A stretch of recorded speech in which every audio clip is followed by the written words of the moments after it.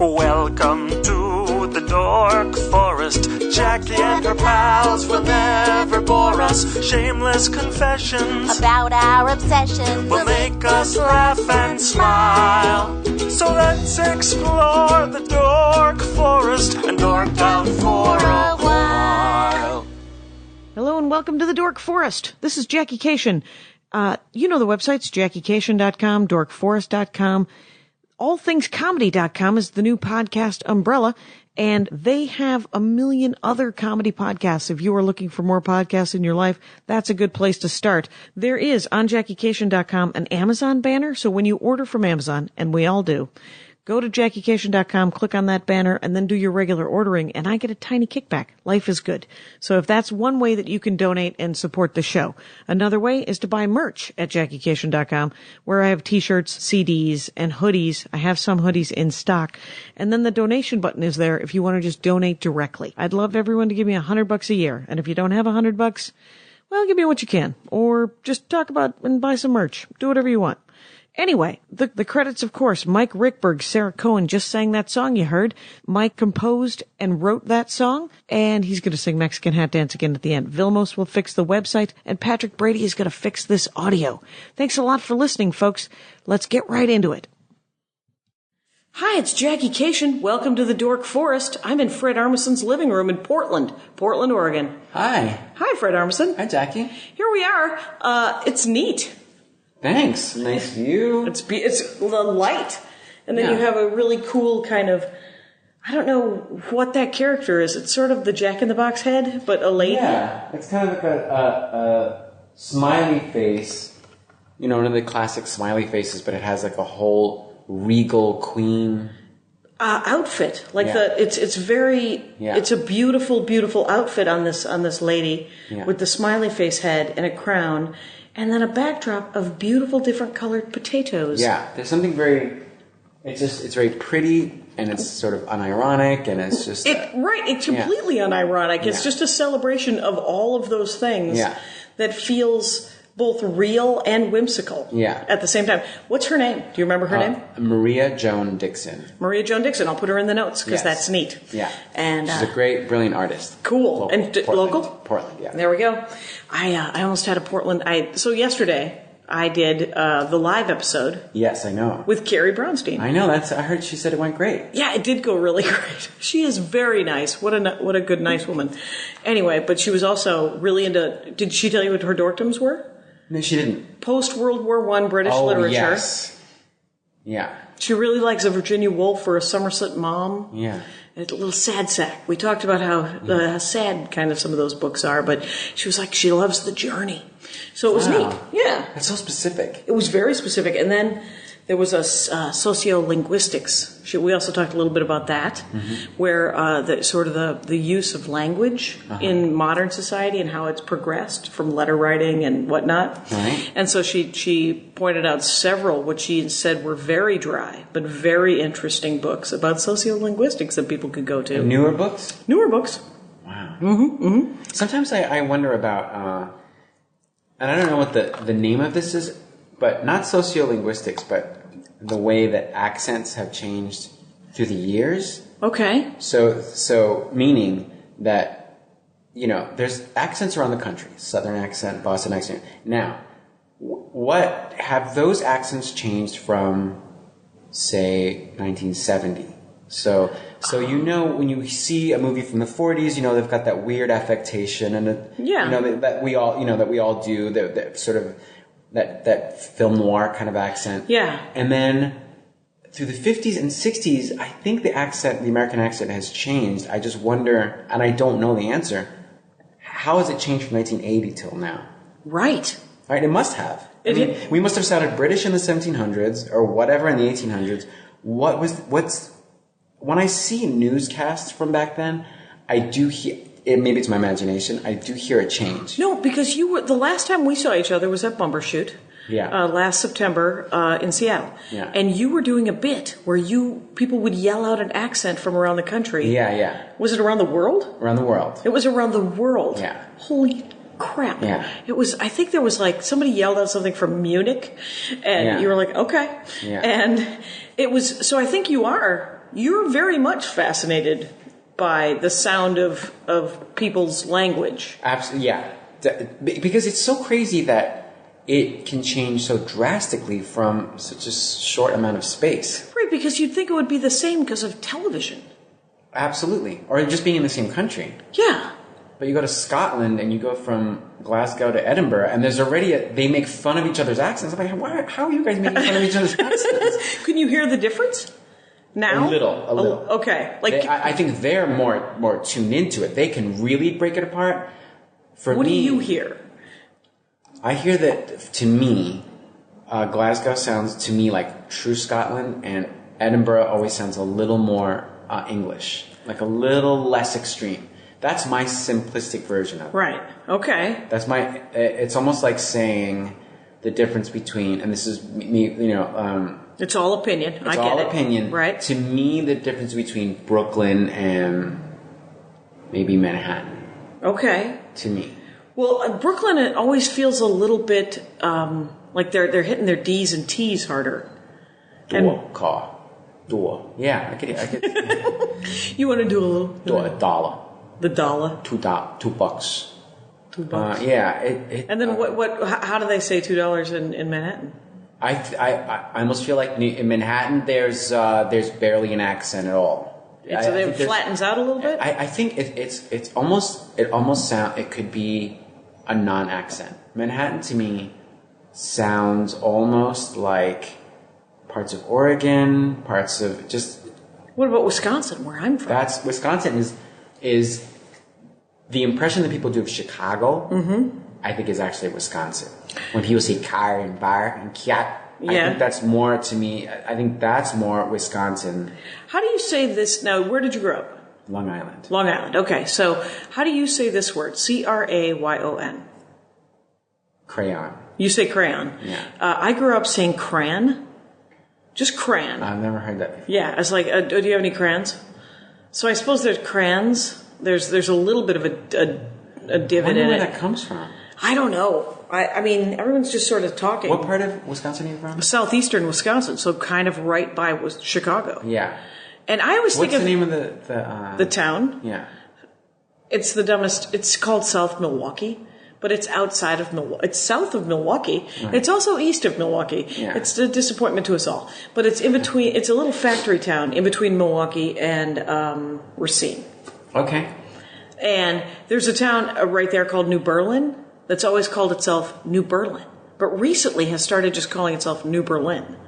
Oh, see, that's going to keep changing. Yeah. I mean, it depends how mad we are at the Germans, because they changed it to New Berlin after World War I. Right. But now we're friends. Now we're friends again. Yeah. And I by the way, I don't claim to be an expert on these accents. I just... fun game. Right? It's just crazy that it's the same language, that it's English, and then it can be so different from place to place. Yeah, within... Like, because southeastern Wisconsin versus Minneapolis. Minneapolis is almost, to me, more Canadian than Chicago, car and bar. Like, Minneapolis, there's a kind of roundness to it. Minneapolis. Yeah. There's almost kind of a announcing... They sound a little more... Oh, okay. It has more of an announcement to it? In my imagination. Right, because the only thing I can do, Old Cripes, it's nice, it's just straight shot. You want to go up to the Iron Range. It's like just sort of... And in Milwaukee, I remember when I was a kid, there was an article in the Milwaukee Journal or the Sentinel, I think it was, where they were separate. It's a fascinating point. But it is. It would have been Alex Thien. He was the article guy, and he wrote a thing about how Milwaukee, sort of a Milwaukee-ism, and this was the sentence that he used, and it's always been, throw the baby down the stairs a cookie. Meaning? Throw a cookie to the baby. Right. But who's, first of all, whipping cookies at babies? They switched the words around? Yeah, right. There's some sort of weird, why is it Latin all of a sudden? Why are we doing that? Yeah. I wonder if that has roots in whatever... German or Norwegian and... Swedish, I guess. Yeah, there's all that Northern European people up there. Yeah. Yeah. I mean, look They look like... Oh, my gosh, they're the whitest human beings on the planet. Minneapolis especially. It's what? It's like just one blonde, toe-headed kid after another. Yeah. There's the melanin has all been imported. So I'm starting to hear a little accent, and because I couldn't figure out if Portland had an accent. Yeah. But there are little things like running, swimming. Their ing is a little flattened out. Okay. But I have yet. But is it different than Seattle? Does it feel any different than Seattle, which is only 3 hours away? For some reason it does, but I can't pinpoint what it is. Okay. It does have a slight difference somewhere? I think Seattle, to me, in my mind, always sounds very quiet and gentle. Seattle, there seems to be some sort of a calm quiet to the way that they speak. Where something about Portland, running, swimming. We're going to get outside and really do it. Okay, sort of a little pointier. It feels a little more diction-y. Yeah, but that's the fun of life, is just getting to, find things out like that. And every country has it. You go to Italy or whatever, they all make fun of each other. And it's such a weird thing to me that it's so funny to them. Right. What's genuinely weird, and I used to do a bit about it, is the difference. Because I grew up in southeastern Wisconsin, so people would constantly make fun of Illinois. Mm-hmm. And then I moved to Minneapolis, which I had never thought about in my entire life. Right. And people in Minneapolis were making fun of me because I was from Wisconsin. Yeah, how about it? And I was like, how about it? How about Southside Chicago, Northside Chicago? That's a big, hilarious thing to them. I'm like, come on, guys. Are we really going to address city, and you guys are all going to, It's just corn. Yeah. It doesn't... Who cares? No one cares. But conversely, growing up on Long Island, you better believe that they, if you're further out on the island, they make fun of that. If you're from New Jersey, forget it. Right. It's a whole other world, right? Yeah. When I first went to New Jersey, the first place I was ever in New Jersey doing stand-up was Princeton. Uh-huh. And I was like, well, this isn't anything like what I heard New Jersey is. Yeah. And I wasn't even in the city of Princeton. I was outside at a Hilton. Yeah. But it was so pretty. Like, New Jersey is gorgeous. It's got a lot of woods. It's huge and varied, and there's a lot of things going on. Yeah, it's such a big state too. Yeah, it isn't Union City. No. The entire state is not Hoboken from 1989. No, it is not. Yeah, but that's what gets the most of the fame. Oh, and that crazy Jersey Shore business. Yeah, it's like Sopranos Jersey Shore. Yeah, have you ever been to Atlantic City? Wow, I think I haven't. Yeah. You're not missing anything. It's horrible. It is? Yeah. They're doing good work with sandwiches. That's the only good thing that came out of my trip to Atlantic City. They have really good work with cold cuts. How's the economy? Do people go? Yeah. People. Okay, so there's an economy there. Oh, yeah. There's a boardwalk. Okay. And there's several casinos. Okay, so is it... Like a Trump But it's not thing. Empty and pathetic. It's like people go. People go, but it's just the boardwalk. And then, I remember I was told to go to a certain sandwich shop called the White House or the White Horse. I forget what it is that Sinatra used to go to. But it's off the boardwalk, and you have to walk through what I guess is a little dodgy, right? And people were, the door guy was like, so where is that? He was like, wait, it's almost dark. I wouldn't go if I were you. And I was like, what's going to happen? And there was some implication that black people might be met off of the boardwalk. There was some implication that crime might occur. And I had to point out that I wasn't nude running through the streets with money taped to my ass, screaming, what's going to happen? Yeah. I live a little defensively. Yeah. That's pretty funny, that tone of I wouldn't go up there. Where are you from? All right. I wouldn't. It's best if you don't. Well, you want to take a cab? Yeah. And I was like, isn't it 7 blocks? Yeah. I'm going to walk, it turns out. And did you walk? I did, and it was fine. Problem. Yeah. And I walked, and by walking, I found an outlet mall, which was lovely. Oh, good. I bought myself a coin purse at the Coach outlet. It was very nice. A coin purse. A nice coin purse. A snapper coin purse. Do you put your credit cards and stuff in there? I do. It's big enough to... I don't have it anymore. I miss it. Because it was the snapper coin purse. I don't know if you ever saw MASH. Larry Linville did a great joke about the snapper coin purse, how it says no to pickpockets, and then he clicks it. Oh, nice. Yeah, it's nice writing. Good writing. That's good. They did have good writing on that show. They actually did. Yeah. I love that show. Yeah. So... I'll say one more thing about Atlantic City. I read this book called Dean and Me by Jerry Lewis. Jerry Lewis. And what's it called? I think it's called Dean and Me. Dean and Me. Okay. The grammar sounds off, but I think that's what it's called. And I'll look it up. Yeah, and they spent, Martin Lewis spent a lot of time doing their act for ages live and ages, audiences? live audiences. Okay. It was huge. It was the biggest ticket in the country, in the city, in New York City and stuff. But they built it up doing it in Atlantic City, and I hope I remember this number right. They would do 8 shows a day. A day. Yeah, like during the day and then into the night.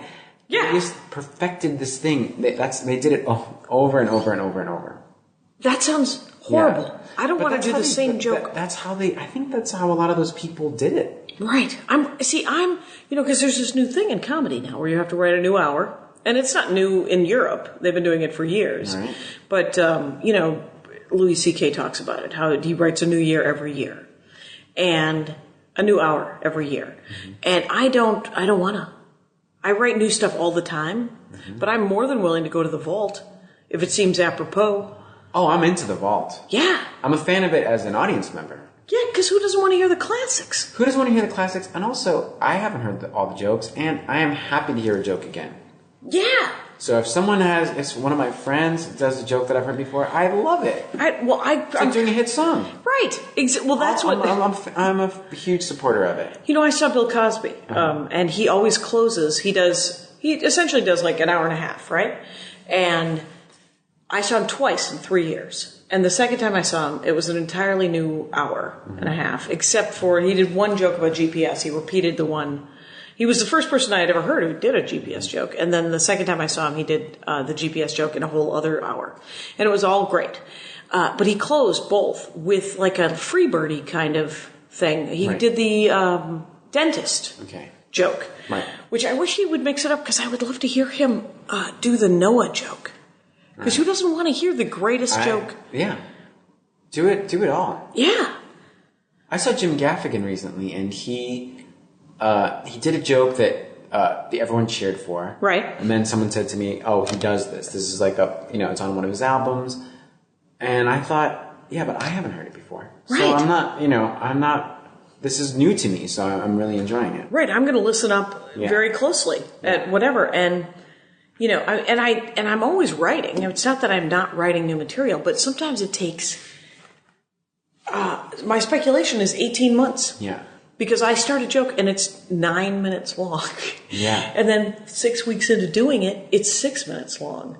And then 5 months into doing it, it's a tight 4.5. And then I got another year to do it, or I got another 10 months to do it and really tighten it up. And then it pops, Yeah. And you always do great. I do. I do fine, but it's like I haven't done a new album in a while. So I'm working on that now to do a new album. And some of those jokes are 2 years old that I'm going to put on that album, but they've never been recorded. Yeah.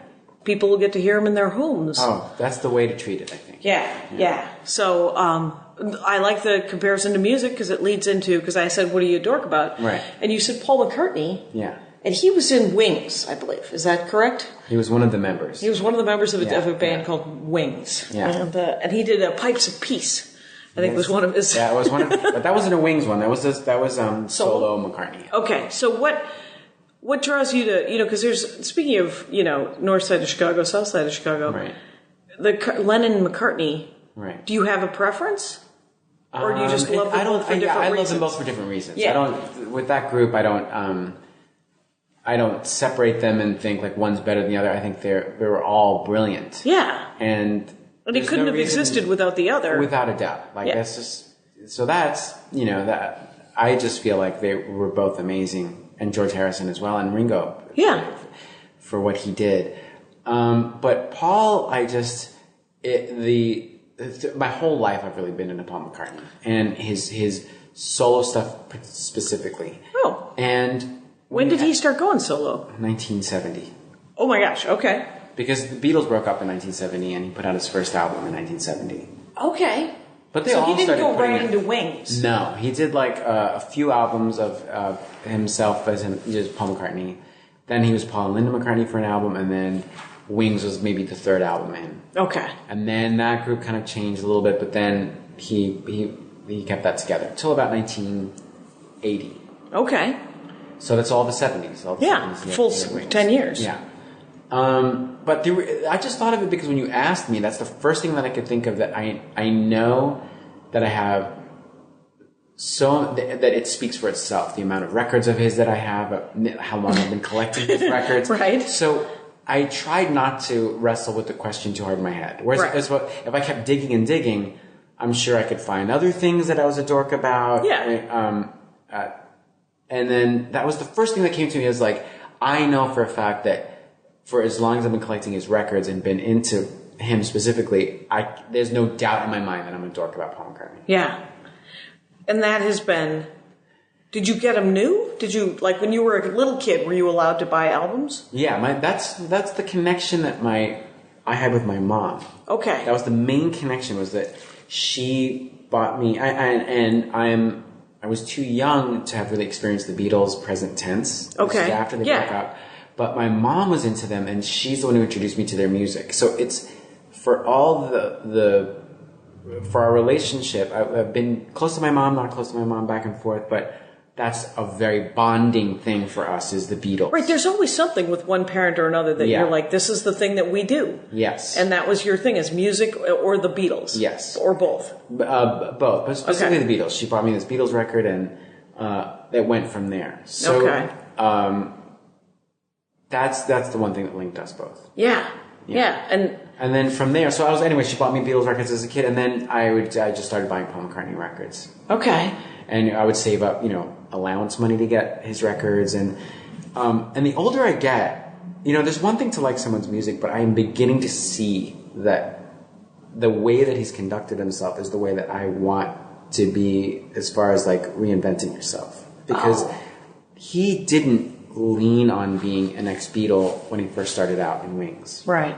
He was like, he started fresh new page. Yeah. Like, this is my new thing, and the music sounded different, and I'm a fan of that. I'm a fan of reinvention. I just think that that's the pretty much, I think it's a way to survive in making when you're that huge yes, because he was such a big deal. Yeah, he was the biggest deal. Right, those guys were the biggest deal in the world, and yet he does. He genuinely seems like a real person. Yes. In addition to being this icon in this iconic band. Yes. He was just a guy.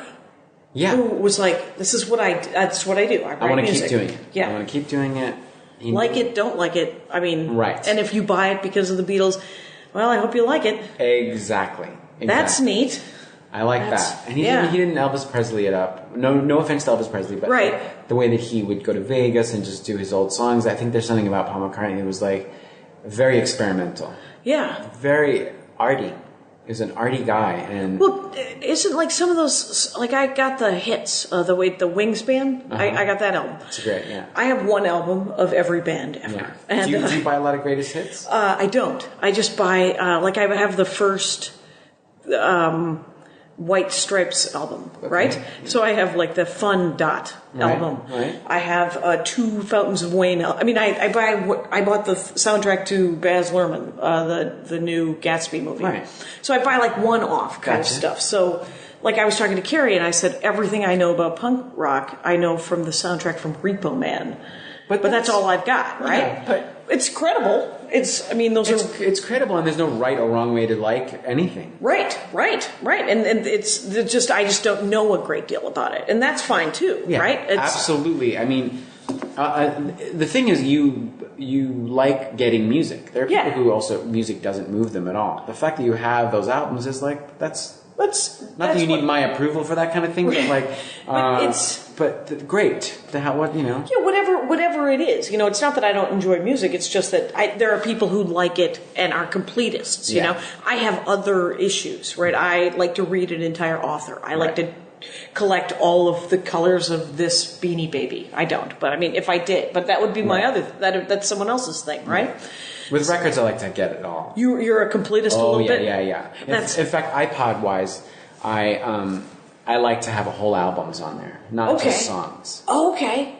So do you make mixed playlists much? Or do you like to listen to the whole album at a time? I try to listen to whole albums. So how many songs have to be great for you to consider it a successful album purchase? One. Just one? Mm-hmm. You're like, that'll do. That'll do. Because I think I have the choice to listen to the rest of the album or not, but also I think, you know what? whatever band this was, they worked on this album. Mm-hmm. Maybe in the future I'll like the other songs more, but one will do. Yeah. Great, good for you. Yeah, I like the idea of an album because there's supposed to be like when I think of a stand-up album, there's an arc to it, right? Yeah, there's a journey. There's a journey, there's some experiments, there's, hits or not hits, so there's, it's like a capture of time. Yeah. So this moment. This happened right now. Yeah. So it's great. And then the good news is I feel like there's an album I used to not like. Sometimes I go back and I go, you know what? This song was great. Okay. Conversely, sometimes I'll go back to an old album and go like, oh, this did not age very well. Right, what was I thinking? I must have been going through some kind of a period or something. Right. But that's so true with movies or books or anything where there's sometimes just a window when you get it. Yes. And then when you go back, you're like, oh, that actually is not very good. That is unfortunate. That's what you were going through at the time or something. Yeah.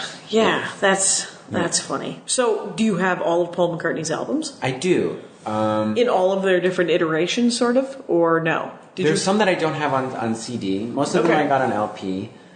There might be a few. I think he did a children's album. Mm-hmm. A thing called the Frog Chorus that I don't have. Not out of any judgment. I just don't have it, and I feel like I'll get around to getting all those things. Right. But have you heard of singles. The Frog Chorus, or I haven't. Okay. No. Yeah. Oh yeah, singles, 45s. Yeah, I've got a bunch and 12-inch singles and what are different versions. How is that first solo album from 1970? Is it good? It's amazing. Is it? It's amazing. But you might know the song "Maybe I'm Amazed." Okay, how's it go? Maybe I'm amazed by the. Oh my God! Yes, I know that song. Yeah. Right me when I'm wrong. Yeah. That's a beautiful song, and also he plays everything on. He plays the drums, he plays the guitar, he plays the bass, and that's an added thing about Paul McCartney that I really like. That Prince used to do as well. Play all the instruments. He could play all the instruments. Yeah. Oh, I did not know that. Yeah. Wait. Can John Lennon play all the instruments or play some instruments? I think they were all very multi-instrument. Right, because Elvis couldn't play the instruments, right? Yeah, or he wasn't a guitar player or anything. No, again, no judgment on Elvis. No. But yeah, he's his own thing. But yeah, I think those guys were really into music. Right, they were incredibly musically adept as well. Yeah. And so, like some of the songs on that Wingspan album, it's almost like there's 3 different songs in one song. Like there'll be like a time change or... Yeah, and it's a total theme change. Band on the Run is like that. Band on the Run sounds like it's like 3 or 4 different songs. Yeah, it's a bunch of different songs. So I was like, well, no, I only like the first song and the third song in this one song. Yeah. And... it's kind of good. It's kind of like, I think jokes can be that way too, where it's just sometimes it's like a story, sometimes it's not, sometimes it's just a one-off. Yep. But that's something that from that first album that I really liked, that he played everything on it. Yeah. I admire that.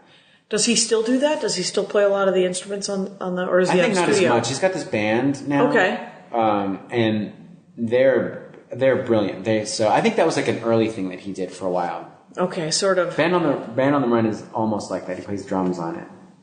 Okay. Didn't he play the guitar in the Beatles? He was the bass player in the Beatles. He was the bass player, okay. But if you hear piano on it, usually it's him playing piano, like Let It Be or something. Okay. But he was, and he still plays the bass in his band. So when he goes out and he tours, he's always, I'm doing this lefty because he's a lefty. Oh, is he a lefty? Yeah. All right. Yeah. And he's really a bass player. He's really a bass player. And one of the best bass players ever. Oh, really? Oh, in my opinion. Yeah. Why? He's very melodic. He plays a lot of notes, which I think people who play instruments should be able to do. Because bass it's sort of a percussion instrument, is it not? I would say, yeah. Bass is a really interesting, weird instrument because sometimes you don't notice it. Yeah. Unless it's out and you go, what happened to the song? Right. And so everything can be going on in a song. If you change the note of the bass, you've changed the note of the whole song. The whole song has a different musical meaning. Once you change the bass. Is Is there anything you can think of that would exemplify that? I suppose it would be hard to, because it would have to be a song that was in the midst of being created to really notice it. Because do you write music? I feel like you write. Yeah, I did we do some stuff for Portlandia, and I did a lot of fake bands for SNL. Yeah, and so you wrote music for those things. Or did you play? Yeah, no, I played and wrote it stuff, and everything. Yeah. Your career is kind of fascinating to me because weren't you with the Blue Man Group in Chicago? I played drums in the Chicago show. Okay. Blue Man Group, yeah. Were you in blue makeup? No. You were not blue? No. Okay. There were musicians who accompanied the Blue Man. Okay, so orchestra pit kind of thing or background? They did this other thing where you were above the stage. Oh. In these like sort of... Like Cirque du Soleil? Yeah, like black light. Okay. So we were painted sort of yellow and green as sort of stick figures. Okay. And it was great. I really... I loved it. It was a really good education in entertainment. Oh yeah, just to see really taught me a lot about how... it taught me a lot about you should be doing things on stage. Whole show? Meaning audiences like to come and see a show. Yeah. They pay and they just want to be entertained. Yeah. As opposed to overthinking it. And I was in a band at the time, and I think I overthought it as far as what are you going to be? Do you have to make these like long albums or anything? And the answer is no. Audiences just want to be entertained. In a live show. They will pay whatever, $30. Yeah. Entertain us. And they're happy. And I thought, oh yeah, that's all they want. Right. Is it a busyness that you're talking about, or just to make sure that every part of the show is engaging? Meaning, don't knock yourself out trying to over conceptualize what you're going to do and the meaning behind it. Oh, okay. You can paint. It doesn't have to be a metaphor. No, paint yourself blue. Yeah. And do an act. I've never seen the Blue Man Group. Okay. What is it? If you take Cirque du Soleil as an example, It's like you don't have to have a narrative. You don't have just if it's entertaining enough, that's great. Yeah, I just saw it for the first time, and it was pieces. Yeah. They were different pieces. They were even different groups. Yeah. Like there was one group who were a bunch of guys who could stand on each other's shoulders and tumble around a lot. Right. And then I didn't see them again for another 20 minutes. Right. And then they came out and did another trick that the six of them could do together. Mm-hmm. But that was it. And then there was three other people who could crawl along could do other things. And it's great. Yeah, it was all great. The audience is packed and it's just, sold out. It's like not asking for much. Like, why don't you just entertain and then we'll be here. Yeah. So the show happened night after night, and that's what in Chicago. And I just sort of realized that there's people everywhere, and they'll bring their family as long as it's entertaining. Right. But getting back to your bass question, I think a good band to listen to hear bass and the difference between bass and not bass is the Police. Okay. So it's easy. You could find out where the bass is, and then whenever he drops out, you could hear the song just sort of open up and like, where are we? Yeah. So it's just that. It's a very strange but great instrument. So anyway, Paul McCartney does. He's a bass utilize player. It very well. Yeah. And is it because there's different personalities attached? People talk about like, don't give the money to the drummer. Yeah. Or so that's a line actually in Guitar Hero. I'm sorry. Yeah. And don't have the drummer be in charge of the money. Yeah. And is that something? Does that resonate? What do you think? I think it's like a common musician's joke that the drummer's the dummy and all this stuff. But I don't think.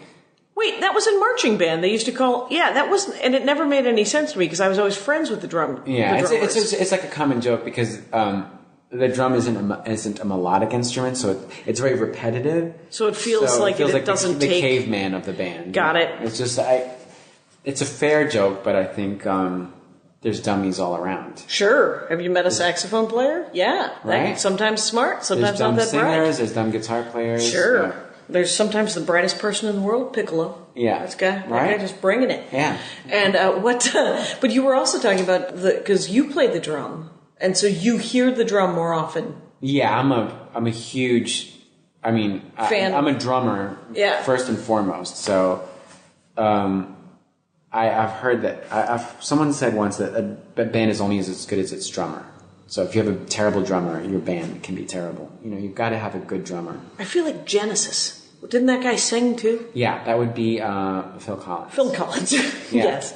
And but he was the drummer, right? Mm-hmm. Yeah. Who are the great drummers?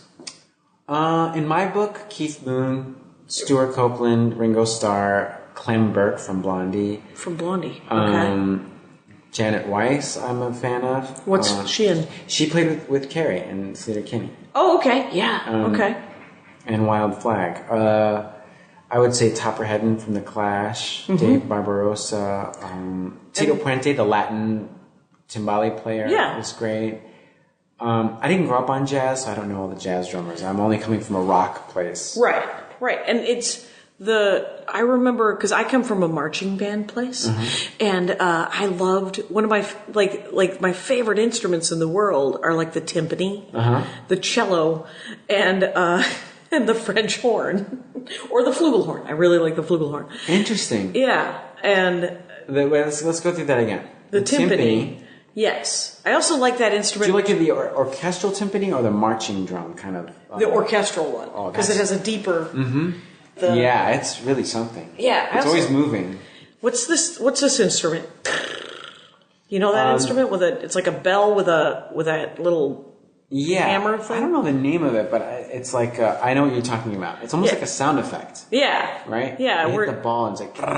That's it. Yeah. So that's another good instrument. Yeah. I got some faves. Yeah. But the timpani it always adds drama. Yeah. And it looks cool. It's a cool... Yeah. In marching band, there were the 3 drums, the triple set that they would do. Sort of toms. Yeah. Those marching band always sounds great. I love a marching band. Yeah, same here. It's always a good sound. Like the sound of the drums, particularly, it's always great. I want my friend Stefan was in the drums. Stefan and Paul were my 2 friends that were drummers in high school, and after high school, after college, there was a reunion of the marching band, and so I got my trumpet and went to rehearsal. I wasn't going to be there for the thing, but they said that I could come and just sit in and rehearsal and play the 9 songs that we used to play in marching band. So you played trumpet? I played clarinet, and then I played bass clarinet in concert band, and then I played trumpet in marching band. So it was, I wasn't very good at any of them. I was very much a team,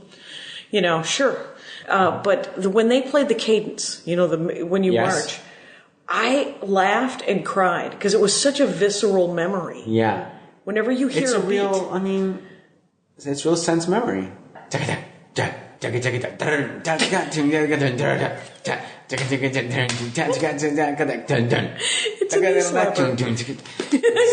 great.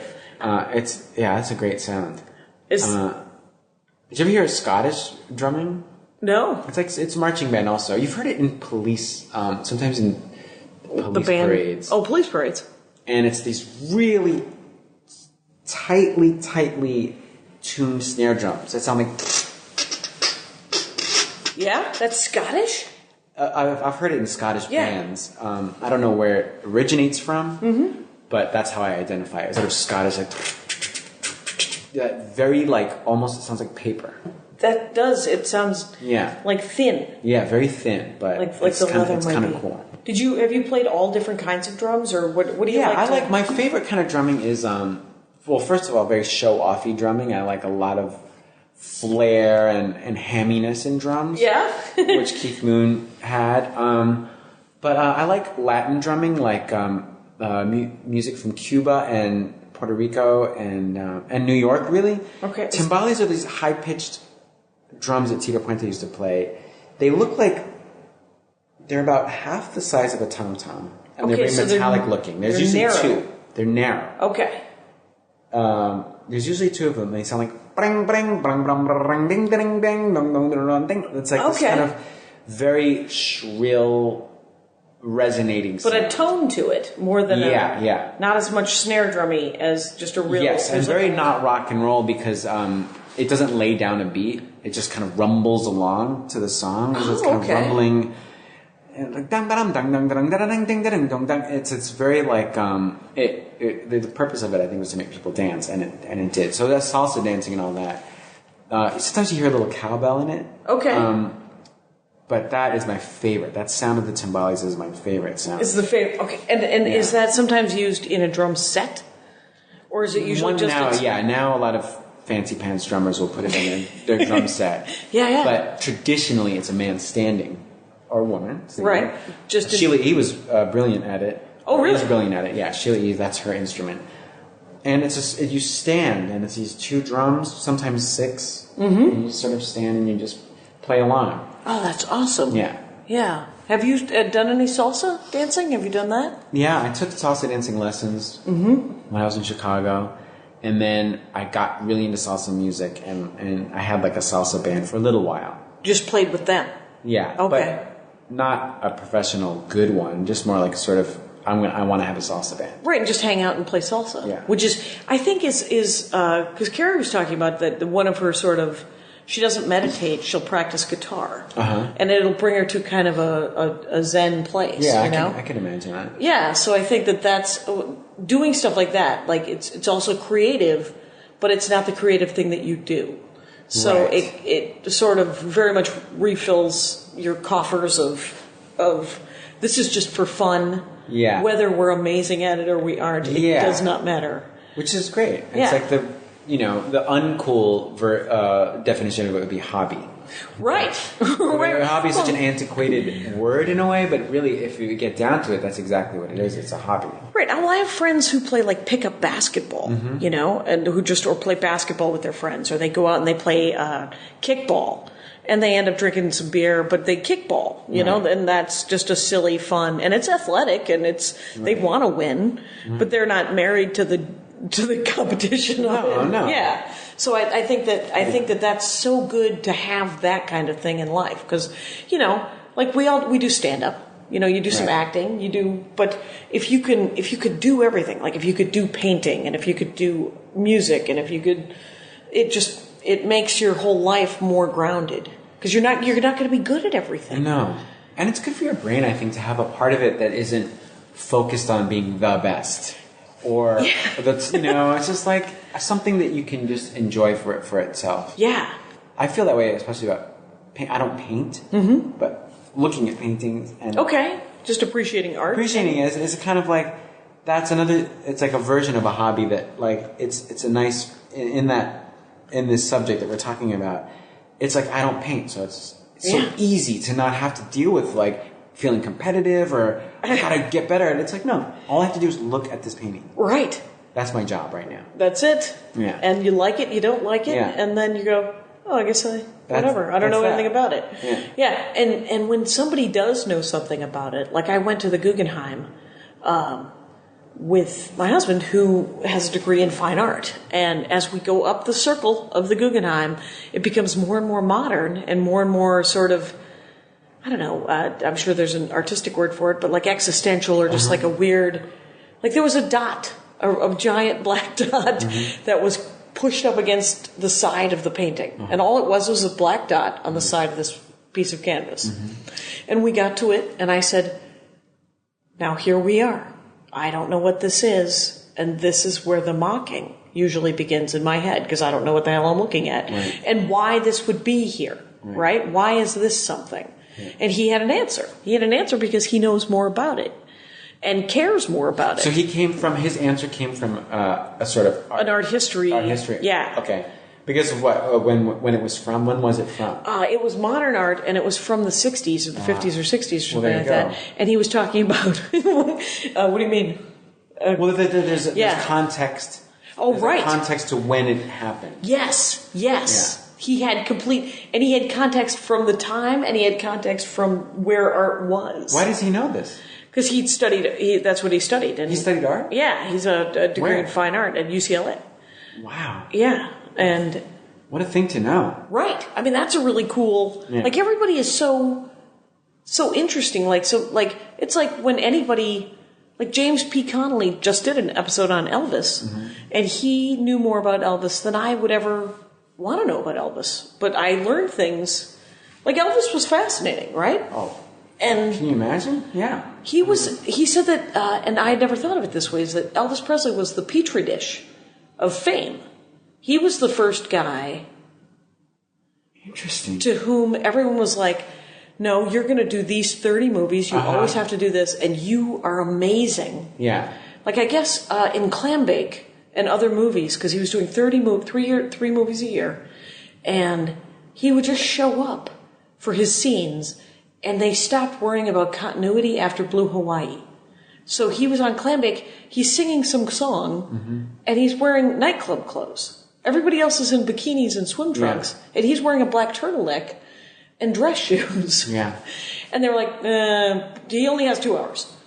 They still do that now. Yeah, well, but that James Conley was funny. saying that that's what it felt like. Yeah. That it felt like he was the first guy. Yeah. That they were like, well, we're gonna just see what fame does to this guy. Yeah. And it feels like a Marilyn Monroe. And it didn't. I mean, I'm sure those movies made money, but I don't know. They always made money. I don't know if those are good decisions, really, but who knows what he wanted. No, supposedly, according, and James is like, well, I don't know for sure, but everything I've read and everything I've studied, because he cares a lot about, it was something that he shared with his mom, the Elvis thing.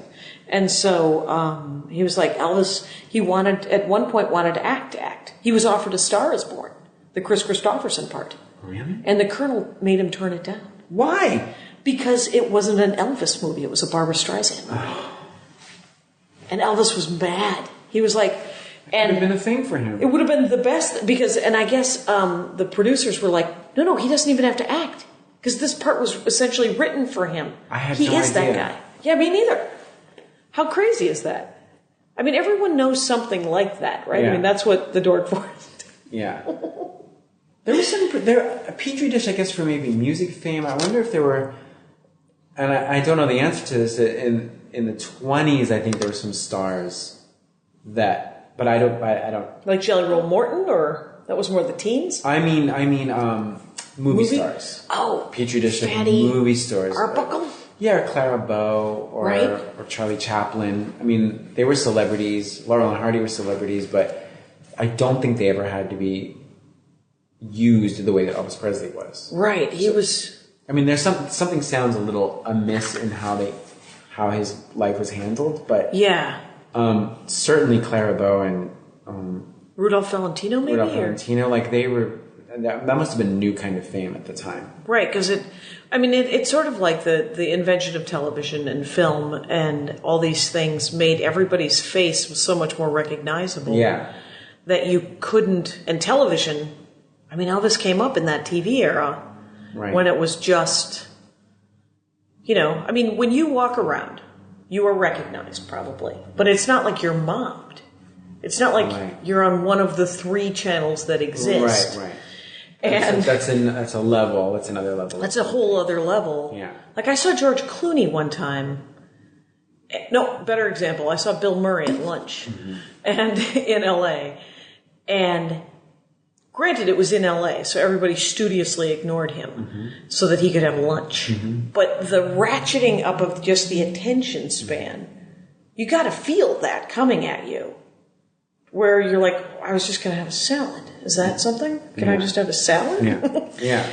And I think with all the crying at the Beatles, that wasn't that something, the screaming and the crying? Yeah. That's one of the reasons they stopped performing live. It's because they couldn't focus? It was too loud. Too loud. The screaming was literally, they didn't have the equipment to drown out all the screaming, so that's why they just went to record all the time. Oh, really? Huh. I heard that's why Steve Martin stopped doing stand-up. He couldn't hear himself think. Yeah, I think he just was done with it. Yeah. And I heard Chappelle had some same problems with that. Oh, I could see that. He's like, stop yelling bits for me to do. Right. I have a set list. I could totally see that. Yeah. He couldn't think and he couldn't hear himself. Yeah. But that's interesting that's why they had to stop touring. When did they stop touring? Do you know? The 65, 60, 66, 65 into 66. Was the last... Yeah, the last show they played was in San Francisco. Oh. Candlestick Park. And then but from there they just, became recording, history makers. Right, because they just... Sgt. Pepper came right after that. Oh, That's when okay. they just disappeared into, recording. Okay. Yeah. I never saw the Sgt. Pepper movie with them. I saw the remake with the Bee Gees. That was I'm sure they just It was terrible. I'm sure they just But I was 11. licensed out the music or whatever. I mean, there have been versions of movie things with Beatles songs. Yeah. Oh, yeah. I think that's... I had Allie Willis on the show, and she wrote September for Earth, Wind, and Fire. Okay. And she wrote a bunch of Earth, Wind, and Fire. She wrote Boogie Wonderland. I didn't know this. Okay. Yeah, so I had never... She did Uncap, and that's where I met her, and someone said, why don't you allmusic.com, Allie Willis, and you will have your mind blown. Wow. And so I did. She wrote the theme to Friends. You're kidding me. No, she wrote the hit from... What is she like? Like, she is really... Her dorkdom is kitsch. She is from Detroit. Where does she live? She lives in Los Angeles. She wears layers, very colorful layers of clothing. And what's her instrument? Is she a piano person? Or? I don't know. I don't think she reads music. She just writes it. Is she single? I believe... I don't know. I think she's about 60. And she... But you didn't see a husband hanging around? I did not. I did not see any sort of partner. But I did... How was her home? Amazing? I did not. She came to my home, and we did it there. She did invite me because she has a museum of kitsch. Okay. She owns, I guess, in the late 70s, they printed it. Michael Jackson in France. They made a Michael Jackson candy bar, and she owns one of them. And Michael Jackson's nephew came over to write some music with her one day, and he saw it, and he was like, "We weren't allowed any other candy bar than that candy bar for years because they didn't sell well." And the company sent them to Michael Jackson, and he stored them in his house. And that was the candy bar that all the kids had to eat for years.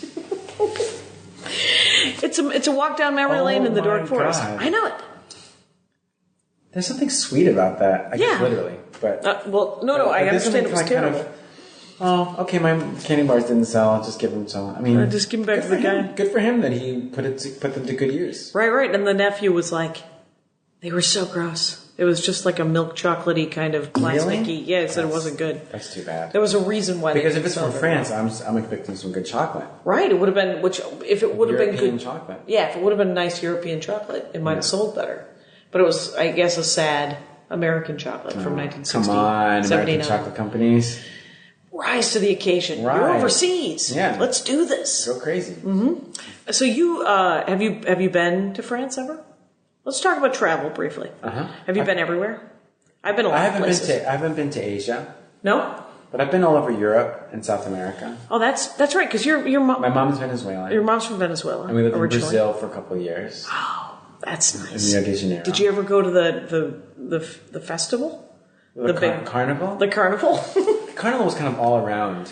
Almost all year long? No, but around carnival time, like, there was a lot of drum rehearsals and stuff. That's kind of what got me into wanting to play the drums. Is that there are these, what's called samba schools, which just means a marching band. Okay. And they would all practice out by the beach, and it was an incredible sound.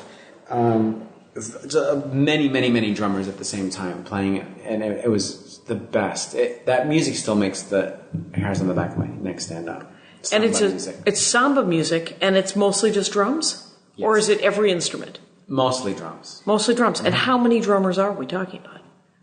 Well, there's parades of just 40 people drumming? But it's not willy-nilly. It's not chaotic. It's like there's... It isn't a drop-in?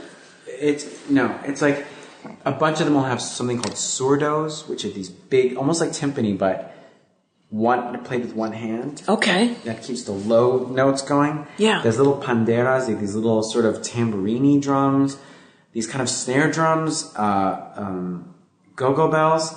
Okay. Shakers. Yeah. And this really driving beat that's kind of really repetitive and very hypnotic. And it sounds kind of African, which is probably where it came from originally. But it just makes you want to dance? It puts it's like being possessed. Right. I mean, it's just like... Do people just follow them around and dance to it? Is that... Yeah. Yeah. I mean, it's so... It's not like something like salsa where you have to know how to do it. It's like this like really steady beat that is just... You can't help but get really into it. And also, the melodies, it'll be a lot of people singing at the same time. Right. It's very hypnotic. It's a very, you do fall into it. What are they singing? Are they singing lyrics? They're singing lyrics in Portuguese, but I don't know quite what they're about. Right, but probably about dancing, one would imagine. Yeah, oftentimes it's very simplistic. Like it's sort of, sometimes it's like the same melody over and over again. Right. But a lot of times, like music like that, where it's designed to get you up and going, sings about itself. Yeah. They're like, can you hear what's going on? This is awesome. And it works. And it totally works. It makes you want to get up. Yeah, it works. It's so beautiful. Yeah. So, okay, I might need to get an album. Yeah, I mean, to buy a samba album is like, it's almost like the equivalent of saying buying a marching band album, where it's like you have to really go out to record stores and just like look around and go, I guess this is a good album. And like, the album cover has a parade. I'm going to assume this is good. And for me, I think I've had the most success finding the crappiest, compilation, just because it's a little less curated and you could just find. Well, and it's really hard to pick. There's no way to really. Nobody has. Yeah, it's not curated. Yeah. Have you been to I did a whole episode with Jake Johansson, who loves the New Orleans Jazz Fest. Okay. Which is not. He said there's very little jazz. Right. There's some jazz, but it's mostly just rock. Yeah, I've heard that too. And he said that one of the things he loves about it is the carnival festival to it, where people are on the streets playing music, and they're on the streets in giant crayfish outfits or whatever. And have you been? Do you like a music festival? Some. Do you see a lot of live music? I guess is the I do. Yeah, I try to. Mm-hmm. I find it loud, but that's because I was born 107. If you find it loud. I guess you have to honor that a little bit. One key to that is bringing earplugs. Okay, to just sort of dumb it to because you don't want to damage your ears, and putting in earplugs helps a great because you can actually hear it better. Yeah, because then you can. I want to hear the melody. I want to go to a drugstore. They have those little earplugs. Oh, totally! I have them for the flight, and they're great. I use them quite a lot. I like that. I like using earplugs. And so you're not deaf afterwards. What do you love about seeing live music? It makes you happy to be alive. I mean, it's the reason. It's like a reason to live. Okay. It's like the ultimate art form. Yeah. It's the ultimate thing that when we all die, we'll go, oh, but I did get to see Devo. Yeah. Yeah. It's like, for me, it's like kind of an ultimate joy.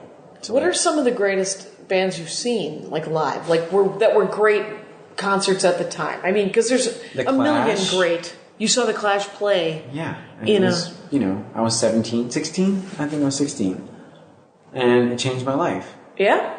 I remember every moment of it. And then, are you kidding? I mean, it just changed my life.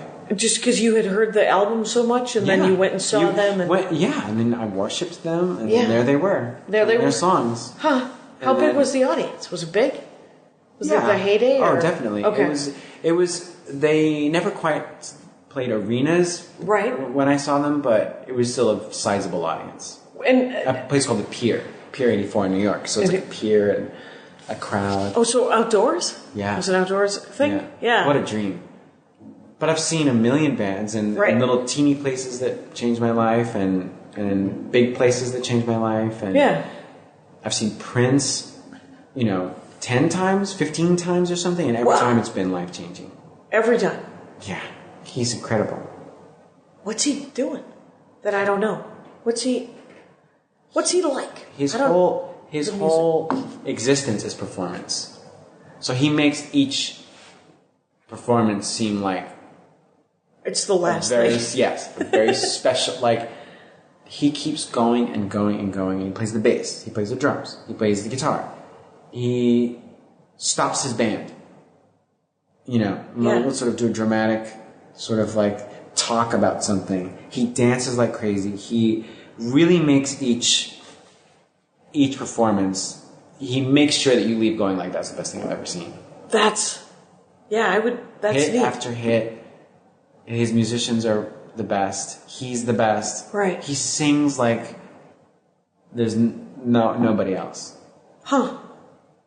Yeah, because people, I lived in Minneapolis for a long time, Yeah. and people are like, he's a genius. And I was like, Little Red Corvette. And they're like, stop talking. And so they would like me to hear other, like, I don't have enough Prince to know the greatest thing about Prince, but But even if you take Little Red Corvette, the instrumentation of it is not like regular funk. It's not like, it's like this weird synthesizers. And what was he doing? Yeah. Why did he put a song together like that? The subject matter of a Little Red Corvette is even really, it's a really specific choice. It's like, wow, that's so poetic and that is not just a guy just saying, let's just do like a pop song. About a car. Yeah, it was a very, that is, I can only think of the work of genius. The fact that he's from Minneapolis makes him a genius to me. I'm like, why there? Yeah. This is not a Motown guy. Nope. This is not a guy from Harlem or Manhattan. Right. It isn't like a crucible of an inner city kind of moment. No, it's a Minnesota guy. I'm like, this is a guy from Minneapolis. Right. He's what just happened? a Minnesotan. And there's something new wavy about that period in his music. I mean, what a genius that guy is. Whenever I think about like the people, some of my favorite things in music are the lyrics, because I'm a spoken word person. So I'm always thinking of the lyrics. And I just bought my brother, all it was the poetry of Leonard Cohen. And I don't know if it went to music or anything, but he's a big fan of Leonard Cohen. Okay. And that's a nice present. Yeah, it was it was at a bookstore, so it was a thing, and it was his birthday, so I thought of him. But it's hard. Like people always talk about Jim Morrison being this amazing poet, and you can't get compilations mostly of people's just lyrics.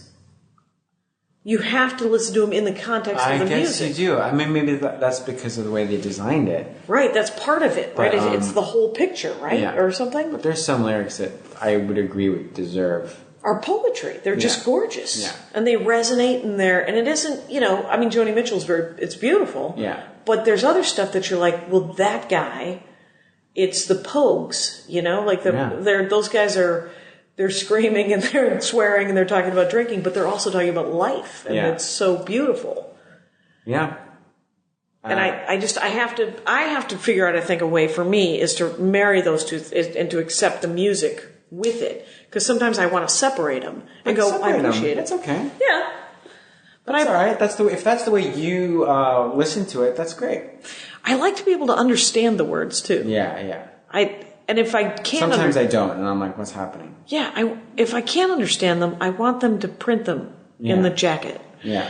Because I get it. You want to mumble, you want to scream them. Right. That's fine. But can I know what you're saying? Isn't it funny when you look, you're like, oh, that's what you're saying? Only the lonely get laid? That wasn't what they were saying in that song. No. And I don't know what they were saying, but it was something else. Yeah. And so... Yeah, what are they? Only the lonely. I don't know what... Only the lonely do something. Yeah. Correct. And I looked it up once, but I've forgotten it since. Yeah. So, but I've always thought that they've said, "Oh, the lonely get laid." Can play? Maybe. I don't know. And it's true, the lonely do get laid. So good for them. Yeah. Knock themselves out. Yeah. I hope it all works out. Yeah. And so, yeah. So what is there? What's your favorite Paul McCartney album? Is there one? There's an album called Ram. Yeah, R.A.M. That is, I think, just the best album that ever existed ever. Okay. Ever. Yeah. And I still listen to it. Or are there both hits there's and one non-hits? called Uncle Albert. Yeah. I'm so sorry, Uncle Albert. But it's just like this beautiful, perfect album that I just love. I love it. And the album cover is great. And okay. Yeah. Yeah, the art and the whole package. Because that Wingspan thing, it has an album, a CD of history and a CD of hits. Yes. And a lot of that album is on the history one. Okay. I think I have just so we could visualize it, I have they put out a collector's edition kind of LP. Yeah, I love some of the hits side of it. Blew me away because there were something like 50 songs that were all number one hits or something. But it's got a Ram. Cover. Yeah. And this is awesome. I And it's a 2-album set. I think this version's they put 2 LPs on it. Oh, that's beautiful. The original was a single album, but I don't know. I just like the idea of just reinvention. You know, this is a person not leaning on the fact that he was a Beatle. Right. This could be just anybody. It could be his brand new album of a guy that you've never heard of, and it would still be amazing. Because his music. What did he write in the Beatles? Let's just leave on sort of like what did he write in the Beatles that were. Well, let's say, even though they're credited to Lennon McCartney, I think you can trust that he wrote Yesterday. Okay. I think you can trust that he wrote Let It Be. Yeah. So, like, what did Hey Lennon... Jude. Hey Jude? Those are those three pretty much kind of... That's what people think he pretty much wrote. You could tell. You just know. Even though they're all credited Lennon McCartney, there's some that you just know are very John Lennon, and there's some that you know are very Paul McCartney. And which ones are John Lennon-y, as an example? You know, Revolution? Revolution seems like John Lennon. Yeah? You would say that Lucy in the Sky with Diamonds is John Lennon. Okay.